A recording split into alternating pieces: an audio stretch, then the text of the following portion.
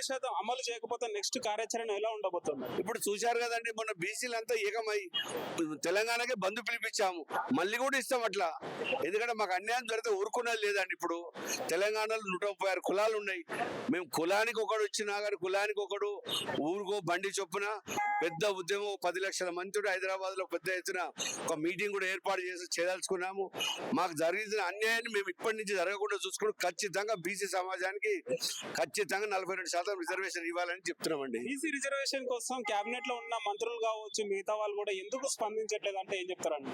వాళ్ళు చెయ్యాలి, చేసేలాగా మేము చెప్తున్నాము. మహేష్ కుమార్ గౌడ్ గారు కూడా, పొన్నం ప్రభాకర్ గారు కూడా చేస్తామని చెప్తున్నారు, కానీ చేయడం లేదు. నిన్న వాళ్ళు లేవనెత్తేది ఉండే, వాళ్ళు లేవనెత్తలేదు ఆ ప్రశ్న. మళ్ళీ వాళ్ళ జరిగిన మొన్న క్యాబినెట్ మీటింగ్ లో ఖచ్చితంగా లేవనెత్తాలి, ఖచ్చితంగా మాకు ఇంప్లిమెంట్ చేయాలని కోరుతున్నామండి. ఓకే, ఫైనల్ గా మీ డిమాండ్స్ ఏంటి? నెక్స్ట్ కార్యాచరణ ఎలా ఉండబోతుంది? నెక్స్ట్ అంటే గవర్నమెంట్ తోటి ఇటు రాష్ట్ర ప్రభుత్వాన్ని వదిలిపెట్టము, మరి అక్కడ కేంద్ర ప్రభుత్వాన్ని వదిలిపెట్టాము, ఇద్దరిని వదిలిపెట్టాం. బీసీలకు అడుగడుగున అన్యాయం జరుగుతుంది కాబట్టి మాకు ఖచ్చితంగా అమలు చేయాలని కోరుతున్నామండి. బీసీలను ఎందుకు చిన్న చూపుగా చూస్తున్నారు ఇప్పుడున్న పార్టీ వాళ్ళు? నేను చెప్పాను కదా సార్, ఇదివరకు బీసీలను గొర్రెనిచ్చో బర్రెనిచ్చో మభ్యపెట్టారు తప్ప మాకు చైతన్యం లేకుండా ఒకప్పుడు. ఇప్పుడు బీసీలు అంతా చైతన్యవంతులు అయ్యారు.